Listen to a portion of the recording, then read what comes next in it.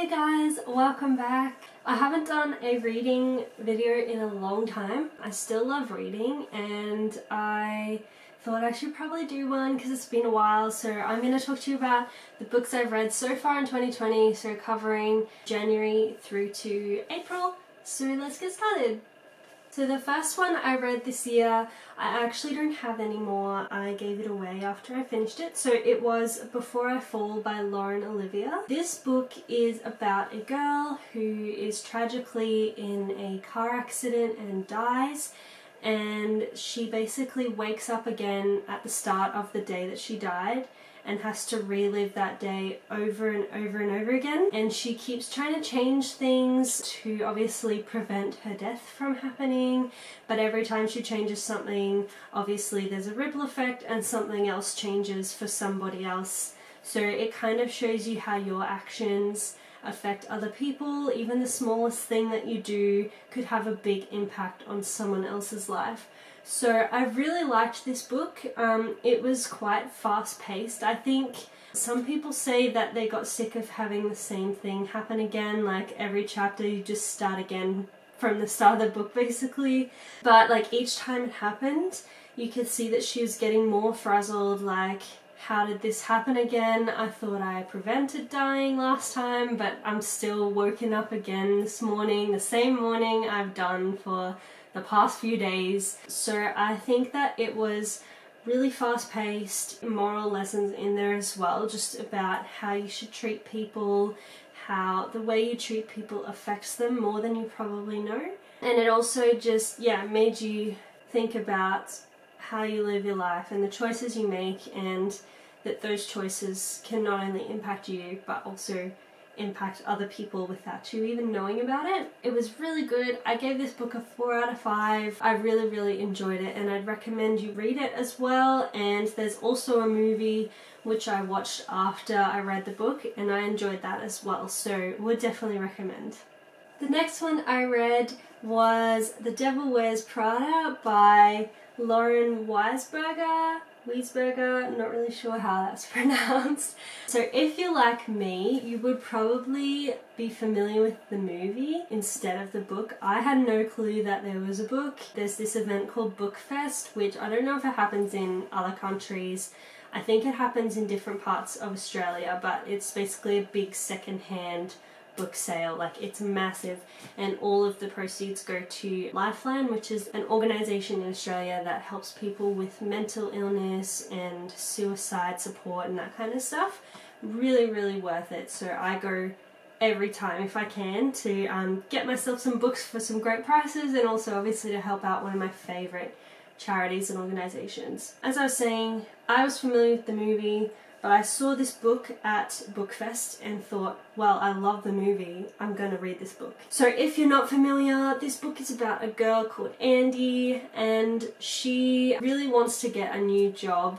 She's just graduated college and she really wants a job in writing, like working for a newspaper, but she's finding it really hard, so she kind of just gets a job at a fashion magazine called Runway, and it's like the biggest fashion magazine in the city, and everyone knows this magazine all over the world. And she's promised that if she works there for a year as an assistant, she can eventually go wherever she wants to go. So she thinks, okay, I'll just stick it out for a year. It's not a job that I want to do long term, but if I can do this for a year, then it'll look really good on my resume and get me to where I want to go. This girl, she's got no idea about fashion at all, so she kind of steps into this building, a completely different world to what she knows. She knows absolutely nothing. She ends up being an assistant to the owner of the magazine, and her name is Miranda Priestley, and quickly finds out that Miranda is really difficult to work with. She is so demanding, rude, condescending. It's basically the story of her working with this woman for a year, and she's just really struggling because Miranda is a really bad person to work with. So I liked this book. Obviously I have watched the movie many times and it's one of my favourite movies, so I did enjoy the book. However, I do like the movie more, I know that's probably controversial, but I think it's because I've been watching the movie since I was like a teenager, so it's something that's stuck with me for a long time, and the movie just set a really, really high bar, and the book unfortunately didn't quite get there. However, I still rated it a 3 out of 5. I did enjoy it, however, it didn't blow my mind, and I did think that the movie was better. I would recommend reading it. It is like a good story about what would you give up to get where you want to go. Like, Andy finds herself in situations where she kind of changes who she is as a person, compromises her values sometimes and her priorities just to work for Miranda, just to do her job. She kind of puts her job over everything and everyone in her life. Sometimes you have to take a step back and look at the bigger picture and realize, is my job really this important? Is it more important than my family, my friends, my partner? Does it really take priority over all of these things that are important to me as well? Good message. It is a decent book and I would recommend reading it. So the next one I read was The Secret Garden by Frances Hodgson Burnett. This one, as most of you would know, is a classic. I'd never read it before, but I'm trying to read more classics lately, just to kind of mix it up a little bit. I usually read YA, contemporary type things, so it was definitely good for me to have something a little bit different. So this book is about a girl called Mary, and she unfortunately loses her parents, I think, to some kind of illness. It was a while ago since I read it. She lived in India and then she loses her parents to an illness, I think, and she's shipped over to England to live with her uncle. But her uncle is like a really miserable person. He accepts to take her in and look after her, but he doesn't really want anything to do with her. So Mary's kind of put into the hands of the uncle's assistant maid type people.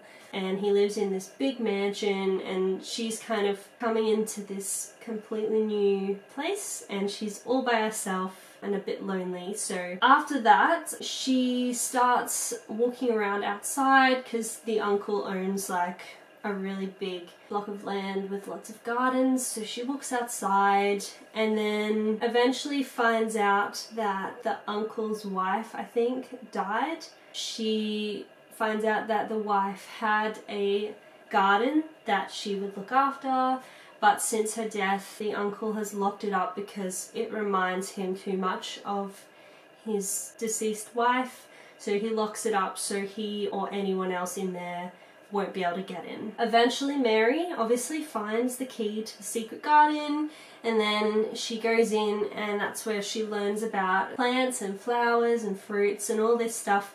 She meets a couple of people in the mansion and around the mansion.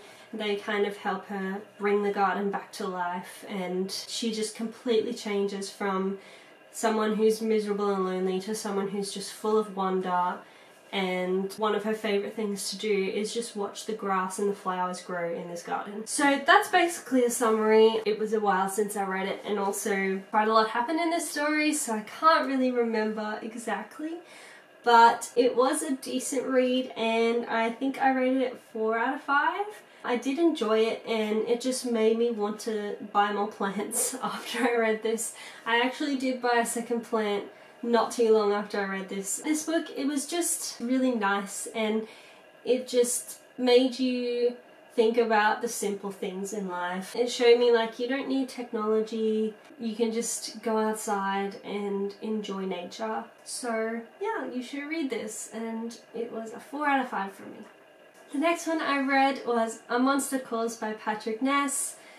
This one, oh my goodness, I loved this book. So this book is about a boy called Connor, and one day he wakes up in the middle of the night and notices that the big tree in his backyard has come to life and is knocking on his window, and the tree starts talking to him, and he's like really confused, like, you're just a tree, why can you move, why can you talk, what is happening?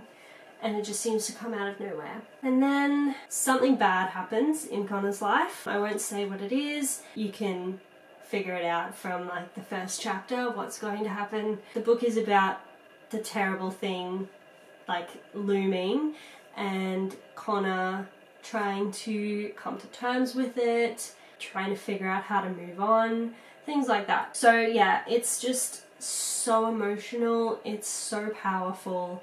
And this boy is, I think he was only 10 years old or something, and he's dealing with this horrible thing in his life. He deals with bullies at school, just a lot of things for a kid to deal with, and it's about him trying to be brave and trying to stand strong and keep moving on through his life while all these things are happening around him. I really loved it. I rated it 5. This was my first 5-star read of the year, and it just blew me away. I think I read it in a few days. I am a slow reader, so that's probably really slow for some of you, but for me, that's pretty fast because it usually takes me like a few weeks to read a book, but I read this in a few days, so that just tells you how much I loved it. I think it is a novel targeted at younger readers, maybe teenagers, school-age kids, so it definitely made it a lot faster to read in that sense as well, but definitely read this. It was really, really good. I can see that a movie was made. Just from the cover it says now major motion picture, so I definitely want to watch that. I'm a person that if there's a movie, I'll want to watch it if I enjoyed the book. Even sometimes if I didn't, I'll watch it anyway because I just want to compare. Sometimes I like the movie more, sometimes I like the book more, so I just like to see how the movie kind of adapted it and what they did with it. But read this book, it was amazing, and just be prepared to get upset. It is not happy at all, but you should read it because it is amazing. The next one I read was The Wind in the Willows by Kenneth Grahame, and I have an illustrated version which was illustrated by Eric Kinsaid. That's probably pronounced wrong. I've had this probably since I was a kid. I actually have no idea when I got it, but I had it on my bookshelf in my parents' house for so long and I never read it. And then when I eventually moved out into my own house, I decided to take it with me because I thought I should probably read it one day. It's a classic. Everyone's heard of The Wind in the Willows, so I will take it with me and I will read it. And I think that was 4 or 5 years ago I moved out, and I finally decided to pick it up this year. So this book was a little bit confusing to me. It was interesting, it was very whimsical and weird. So it's about a bunch of animals. The main ones were the toad, the mole, the badger and the water rat. They're on the cover here. I don't know if you can see that. And it's about their adventures together in their foresty area. So at the beginning, it's about the mole. So he lives underground, and then one day he decides to come up to the surface and explore the outside world. And then he runs into the water rat, and the water rat introduces him to the badger and the toad and all of the other friends in the area.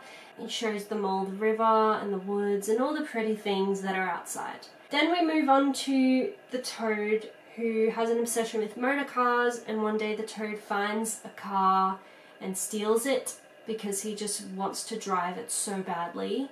And then he gets himself in a lot of trouble from there, and then it's about him trying to find his way back home safely and the other guys trying to keep him from doing it again and trying to stop his obsession with motor cars. So yeah, a lot of things happen in this book, and I think it was the writing style.